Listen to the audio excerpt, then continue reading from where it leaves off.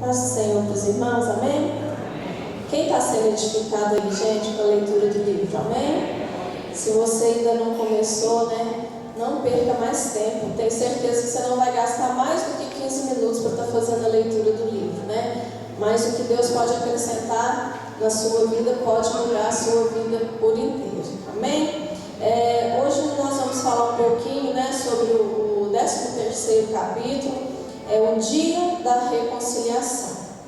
E se você leu o capítulo de ontem, tenho certeza que Deus já ministrou no seu coração, né? E nós vamos compartilhar um pouquinho agora do que está escrito nesse capítulo, né? E o dia da reconciliação nós vamos falar um pouco também sobre o perdão, né? O pastor já disse aqui no momento da ceia, né? O perdão ele só foi instituído após o sacrifício de Jesus, né? Antes de Jesus, a gente pagava, as pessoas pagavam pelos seus pecados, oferecendo sacrifícios, né? E depois que Deus criou a lei, as pessoas eram punidas pelos seus pecados através da lei. Mas aí, como diz lá em Efésios, né? Pelo seu grande amor com que nos amou, né? Deus foi rico em misericórdia com as nossas vidas, enviando o seu Filho para a gente poder experimentar do perdão do Senhor e experimentar também o quanto é bom a gente poder perdoar e ser perdoado, né? E o perdão ele é algo divino, né? É algo do coração de Deus mesmo. Mas somente quem possui o Espírito Santo de Deus é que consegue experimentar esse perdão genuíno, verdadeiro, né? A pessoa que não conhece o Senhor, ela não consegue, né, liberar esse perdão e ser abençoada por esse perdão. Então, o perdão, na verdade, ele só é verdadeiro se quem perdoou sofreu a penalidade do outro contra si, né? A gente aprende isso no curso de consolidação, né? O perdão só é verdadeiro quando aquele que libera o perdão, ele sofre o dano, né? Por exemplo, se você empresta o seu carro para o seu amigo, e aí o seu amigo dá um esbarrão lá no seu carro e ele faz aquele arranhão lá bem na porta, lá bem grandão, né? E aí se o seu amigo consertar o carro e te devolver, você teve que perdoar? Não, né? Porque ele mesmo pagou pelo erro dele. Ou seja, isso simboliza a lei. As pessoas pagavam pelos seus erros, né? Mas aí você devolve o carro para o seu amigo e o seu amigo fala assim, não precisa se preocupar, pode deixar que eu vou arcar com o prejuízo do meu carro, e a hora que você precisar eu te empresto de novo, não precisa preocupar não. Isso é o verdadeiro perdão, isso é a graça, né? É isso que está sobre as nossas vidas hoje. Nós não merecemos, mas nós somos alcançados por isso, pela graça do Senhor, pelo amor do Senhor. E é isso que nós precisamos demonstrar uns pelos outros, esse perdão genuíno e verdadeiro. Amém? Lá em Provérbios, no capítulo 18, verso 19, vou falar só a parte A. Diz assim: o irmão ofendido é mais inacessível do que uma cidade fortificada. Imagina uma cidade fortificada. Naqueles tempos, antigamente, as cidades eram cercadas por muros, né? Ou seja, as cidades eram fortificadas. E a palavra está dizendo que o irmão ofendido, ele é mais inacessível do que uma cidade fortificada. Ou seja, não tem como entrar nada no coração dele e não tem como sair nada do coração dele se ele estiver ofendido. E a gente viu no capítulo de ontem, né, algumas inverdades sobre o perdão. E às vezes a gente tenta enganar a si próprio, né, falando que perdoou, mas a gente não experimentou esse perdão genuíno. E a gente vai citar agora algumas dessas inverdades sobre o perdão, né? E eu oro para que, se você se identificar com alguma coisa desses princípios, né, que a gente vai falar, que você possa se consertar, né? Nós estamos falando hoje sobre o dia da reconciliação. Nós já participamos da ceia do Senhor. O que é a ceia do Senhor? É você relembrar o perdão do Senhor sobre a sua vida. se nós recebemos esse perdão, quem somos nós para não perdoar aquele que nos ofendeu? Né? Nós não temos o direito de ficar ofendido. Você pode até ficar triste, magoado, mas nós precisamos nos consertar. É isso que o Senhor nos orienta, né? Então, a primeira inverdade é que o perdão, ele não coloca o outro numa situação inferior. Ou seja, se você perdoou alguém, né? E aí você perdoou a pessoa te ofendeu, você perdoou, aí na sua cabeça você cria a sensação de que o outro está sempre te devendo alguma coisa. Porque você foi extremamente generoso com aquele que te ofendeu, talvez foi um dinheiro que você emprestou e ele não conseguiu te restituir, né? E aí você vai pensar que porque você liberou esse perdão sobre a vida dele, ele tem uma dívida com você impagável, né? Isso é uma mentira, porque nós não podemos ter esse pensamento, esse sentimento, porque o perdão, ele tem que ser de forma graciosa, né? A gente não pode fazer a pessoa refém das nossas situações, ou até, não, você se coloca como bonzinho, não, eu liberei o perdão, mas aí você acha que aquela pessoa tem que ficar a vida inteira te agradecendo por causa daquilo. Isso é uma inverdade, né? O apóstolo Paulo vai dizer assim, lá em Atos capítulo 20, no versículo 39, ele fala que é melhor dar do que receber.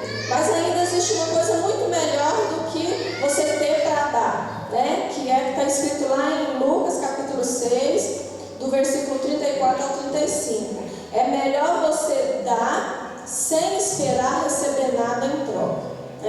E a gente, nós somos seres humanos, né? A gente às vezes dá, a gente faz um favor para alguém e aí a gente pensa assim, não, agora eu tenho uma carta na mão na manga, com aquele irmão, com aquela pessoa. Se eu fiz isso para ele, então quando eu precisar ele tem que me atender também. Não é essa a nossa atitude? Às vezes a gente faz esperando receber algo em troca. Mas esse não é o verdadeiro perdão, né? O verdadeiro perdão é eu fazer algo, eu liberar o perdão sobre a vida da pessoa sem cobrar nada dela, porque é exatamente assim que o Senhor fez com a gente, né? O Senhor não nos cobrou nada, Ele nos liberou de todo aquele sacrifício, de todos aqueles rituais que era necessário fazer para a pessoa ser liberada daquela culpa, né? O Senhor nos livrou de tudo aquilo. Imagina hoje você ter que pegar lá um animal perfeito para poder oferecer esse sacrifício. Imagina como que era difícil essa situação,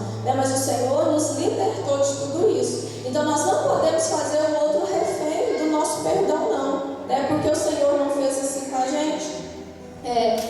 A gente ensina muito, né? Sempre nos cursos, nos encontros, que quando a gente não libera o perdão, a gente aprisiona a pessoa na gente. Mas quando eu libero um falso perdão, eu continuo aprisionando a pessoa em mim. Porque se eu acho que a pessoa tem uma dívida comigo, o que essa pessoa está? Ela está aprisionada em mim, né? Então, nós não podemos agir assim, como se o outro ficasse devendo alguma coisa para a gente. Não. Se você decidiu perdoar, né, você quitou ali toda a dívida, exatamente como o Senhor fez com a gente. O segundo perdão, ponto, é o perdão unilateral, né, que também não é conforme o padrão de Deus. Qual que é o perdão unilateral? O perdão unilateral é aquele que você ficou ofendido, mas aí você assim, não, isso vai passar, eu estou chateado agora, mas isso vai passar, e você não se dispõe a consertar com aquela pessoa que te ofendeu. Às vezes a pessoa que te ofendeu nem vai saber que te ofendeu, porque você ficou magoado,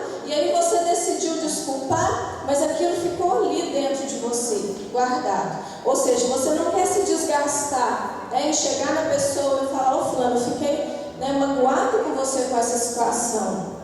Eu queria conversar, fiquei chateado, o que foi que aconteceu? Não, a gente opta por guardar aquilo para a gente e querer resolver do nosso jeito, da nossa maneira. Ou seja, é o perdão unilateral. Somente um dos lados é que decide fazer sozinho, né? E o que a palavra diz a respeito de quando a gente fica ofendido com o irmão? A palavra não diz se você vai ofertar na pendência com o irmão, o que a gente tem que fazer? A gente fica assim, Senhor, me perdoa, perdoei ele, pronto, amém? Aleluia, glória a Deus. Não, a Bíblia fala, vai até ele e conserta com ele.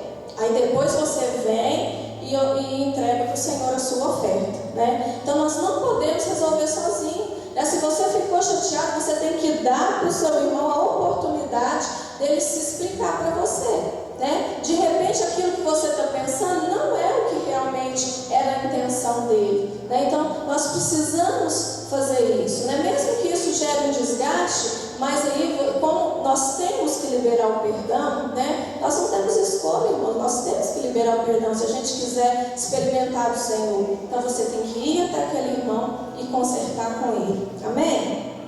O terceiro ponto é que o perdão não ocorre se não houver esquecimento. Ou seja, você decidiu perdoar. Não, irmão, eu libero perdão sobre sua vida, em nome de Jesus você está perdoado. Mas aí a primeira discussão, a primeira confusão que tem, isso acontece principalmente entre marido e mulher ou dentro de casa, né? Aí a primeira oportunidade que você tem, você está ali jogando na cara da pessoa de novo aquela ofensa que você sofreu. Não é assim que acontece, gente? É assim que acontece na vida da gente, né? A gente perdoa, mas você está com aquilo ali. A primeira oportunidade que você tem, você usa aquilo contra a vida da pessoa. Isso não é o perdão se conforme o padrão do Senhor, né? Nós precisamos perdoar. Não significa que você vai ter uma amnésia, você vai esquecer para o resto da sua vida, Deus vai apagar da sua mente aquele fato. Não. Mas é um posicionamento que nós precisamos ter em Deus. Se eu perdoei, eu nunca mais posso tocar nesse assunto. A gente não pode ficar desenterrando defunto para poder ficar acusando o outro, né? Não, mas você fez isso. Não, mas há 50 anos atrás você fez isso comigo, né? Aí a gente grava aquilo e né, carrega aquele fardo. E quem está carregando o fardo, irmão, é você. Se você liberou, joga aquilo fora. Lá no livro estava falando que é como se você trancasse um cadeado, né, e esquecesse daquilo, jogasse a chave fora. Nunca mais você vai mexer naquilo. Se você decidiu perdoar, perdão, gente, né, nós já falamos muito sobre isso, tenho certeza que a igreja entende bem isso. Não é um sentimento, perdão é uma escolha. Então, quanto mais você decide não mexer naquilo, mais aquilo vai ficar distante de você. E aí, quando você perceber, realmente você não vai estar se lembrando mais, porque o próprio Deus se encarrega de fazer isso na nossa vida, né? Então, se Deus lança os nossos pecados no mar do esquecimento, nós podemos ficar remoendo aquela queixa contra o irmão? Não, porque nós devemos viver conforme o padrão de Deus, né? O quarto ponto é: o perdão não ocorre se não houver sentimento. Quem aqui tem sentimento? Raiva, indignação, ira, quem tem?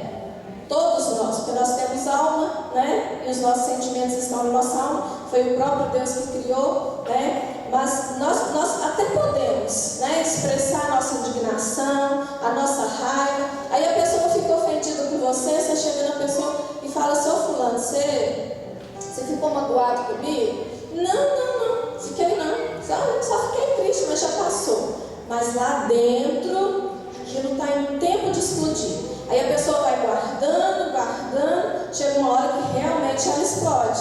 Não é assim que acontece com quem fica acumulando as coisas? Quando explode, aí o negócio faz um estrago terrível. Se você tivesse consertado ali naquele momento, né? Porque Deus prepara esses momentos para a gente, não prepara? Para a gente se consertar, para a gente pedir perdão, liberar perdão. Deus prepara isso para a gente. Então, nós temos que escolher. Não tem problema, né? O pastor Luiz, eu ouvi uma palavra dele uma vez que ele falou assim: irmã, se você descobrir que seu marido te traiu, você pode quebrar a casa inteira. Não tem problema. Quebra tudo mesmo, tá? Extravasar a raiva, né? Mas se ele se arrependeu e decidiu mudar de vida, você tem que dar uma outra chance, você tem que perdoar. Então nós podemos expressar os nossos sentimentos, só que nós não podemos ficar naquela posição, né, de raiva, de indignação. Nós podemos expressar, mas nós precisamos nos consertar e liberar esse perdão, né? E até porque, gente, o pecado ele sai pela boca, né? Então quando você fala: eu fiquei com isso. Fiquei muito ofendido, né? Mas em nome de Jesus isso vai passar, eu te perdoo. E aí quando você fala, eu te perdoo, eu libero perdão, é o Espírito Santo que vai trabalhar no seu coração. É assim que ele age, né? Então nós precisamos declarar, porque o pecado sai pela boca. Naquele momento que você está falando, Deus já está te curando, né? O quinto ponto é que o perdão não ocorre se não houver restauração, né? Aí você fala assim, eu até te perdoo, mas some da minha frente, não quero te ver nunca mais. Muda de cidade de preferência, né? Não é também o perdão segundo o padrão de Deus, né? Se o perdão não implicar em uma nova chance, não é o perdão de Deus. É claro, gente, que para haver restauração, as duas partes têm que estar dispostas, não é verdade? Imagina num casamento, uma das partes traiu o outro, mas aí quem traiu não se arrependeu, não quer mudar de vida, não quer, né, voltar àquela aliança. Tem como haver uma restauração? Não. Então, para haver restauração, tem que haver arrependimento por parte do ofensor, né? E aí sim a gente tem que dar essa oportunidade de restauração, né? Lá no livro falava assim, que se você perdoar uma vez, aí você perdoou uma vez, beleza, é tido como bonzinho. Mas aí você perdoou a segunda vez, aí já fala que você é bobo, né? Mas não é não, gente, é porque Deus é um Deus de restauração, é um Deus de restituição, né? Então, se eu me disponho a me arrepender, a mudar de vida, Deus pode trazer restauração, seja em qualquer relacionamento, seja conjugal, seja familiar, seja uma amizade, né? Se há arrependimento, se há disposição de mudança, é claro que é possível haver essa restauração, né? E o sexto e o último ponto é que o perdão não é dado apenas uma vez. Quantas vezes que Jesus falou que é para a gente perdoar? 70 vezes 7. Será que ele quis dizer assim? Aí você vai anotando, você arruma um caderninho do perdão. Aí fulano pecou uma vez, 2, 3. Aí deu 490. 70 vezes 7, aí 490, né? Aí deu 490, não, agora estou liberado, não preciso perdoar mais. Foi isso que Jesus quis dizer? Não, ele quis dizer que quantas vezes for necessário, você vai ter que perdoar. E aí é um dos piores momentos, porque aí mexe com o nosso orgulho, não é? Porque aí você pensa assim, não, mas eu já perdoei 2 vezes e meia aquele irmão, não posso perdoar mais uma. Não, ele ia fazer hora com a minha cara, eu não sou palhaço, eu não sou trouxa, eu não sou bobo, né? Mas não é esse o padrão de Deus, gente. É 70 vezes 7. O que isso significa? Quantas vezes for necessário, né? E aí, quem sabe Deus está querendo trabalhar com o seu orgulho, né? Querendo trabalhar, e às vezes a gente acha que é humilde, mas não é nada. Basta alguém pisar no nosso calo para a gente ver que a gente não é humilde, não é verdade? E aí Deus faz os testes com a gente nunca passa pelo teste. Irmão, quanto mais rápido você passar pelo teste, mais rápido a bênção de Deus vai vir sobre a sua vida. Às vezes a gente está em alguma situação difícil, eu falo assim, Deus me ajuda a entender o teste, que eu quero passar logo. É igual na escola. Na escola, se a gente for reprovado, a gente não tem que repetir de ano. Deus faz exatamente assim. Se Ele permitiu aquele teste, você não foi aprovado, fica atento, que você vai passar por ele de novo, né? Então, o que nós precisamos? Nós precisamos ter a sensibilidade do Espírito Santo sobre as nossas vidas, né? Senhor, me ajuda a ser melhor, me ajuda a ser conforme o Senhor, me ajuda a andar no padrão do Senhor. Eu glorifico a Deus, gente, porque nós somos uma igreja que nós estamos experimentando assim, um nível de amadurecimento muito grande, né? Um nível de presença de Deus grande, de crescimento espiritual. A gente vê isso claro na vida dos irmãos. E isso é motivo da gente glorificar a Deus. Então, quanto mais eu me torno semelhante ao Senhor, mais abençoado é você. O Senhor, Ele nos perdoou, gente, sem exigir nada em troca, né? Como o pastor Azemar disse aquele dia, quem teve no culto, teve a oportunidade de ouvir, nós somos favorecidos, né? Nós somos favorecidos, nós não temos o direito de ficar ofendido, de ficar magoado, porque imagina se Jesus fosse tratar a gente conforme a gente trata o nosso irmão. Ele ia mandar um raio do céu na nossa cabeça e exterminar todo mundo, não ia? No mínimo que ele ia né? Mas nós precisamos ser conforme o Senhor, né? Ser cristão é ser semelhante ao Senhor, é ser semelhante a Jesus. Então, é isso que nós precisamos ser, né? Hoje, você já participou da ceia do Senhor, né? A Bíblia fala que aquele que toca no pão indignamente toca para a sua própria condenação. Então, o que é tocar no corpo e no sangue do Senhor indignamente? É tocar sem o discernimento, né? O que é o discernimento do corpo e do sangue? O Senhor entregou a vida dele em favor da sua, né? Você merecia? Não, nós não merecíamos, é o favor de Deus. Ele nos perdoou, gente, sem a gente merecer, né? Sabe o que ele fez? Ele emprestou o carro, a gente bateu o carro, né? Devolveu para ele o carro batido, ele consertou o dele, ainda deu um de presente para a gente. Falou: toma, agora você não vai precisar emprestar, mas eu estou te dando de presente para você.